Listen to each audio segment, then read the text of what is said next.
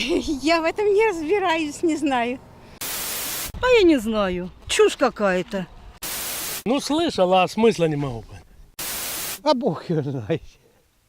Я ж не знаю. Без понятия.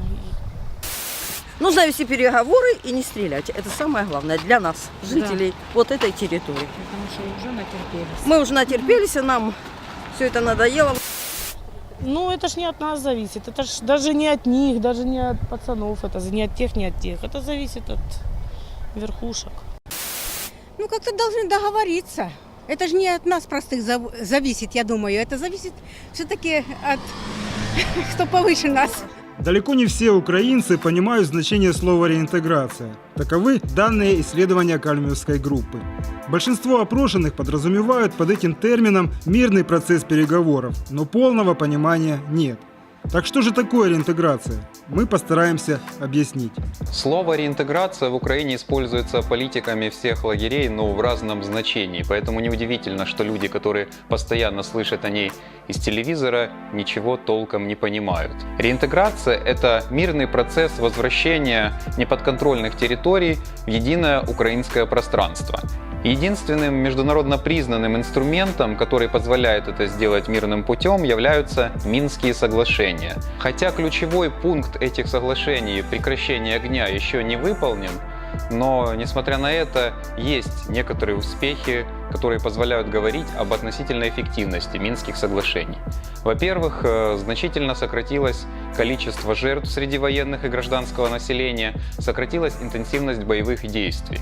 Удалось достичь некоторого прогресса по отдельным направлениям. К примеру, не так давно, благодаря Минским переговорам, удалось восстановить связь мобильного оператора, украинского мобильного оператора, на неподконтрольной территории. И, наконец, Минские соглашения – это международно признанный договор, который позволяет Украине получать международную помощь, финансовую и военную. Он показывает, что Украина ответственный член международного сообщества и готова исполнять взятые на себя обязательства, в отличие от своих оппонентов.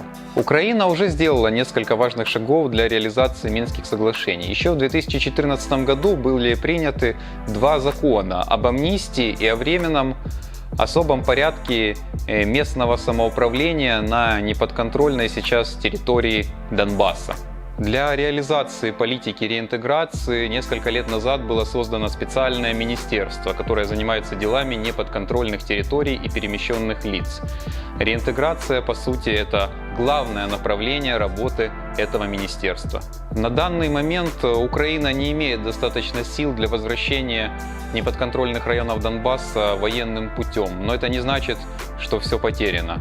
Главное – сохранить связи, человеческие связи и сохранить людей в едином украинском пространстве.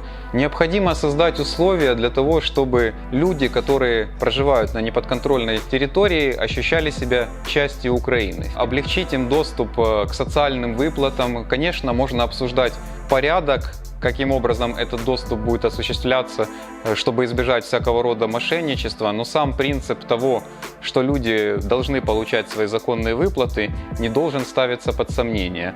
Речь идет о свободе передвижения, речь идет о возможности получить украинское образование и документы. Если люди будут ощущать себя там частью Украины, то когда придет благоприятное время для возвращения этих территорий, процесс этот будет проходить гораздо легче и безболезненней. Реинтеграция – это не разделение, это объединение.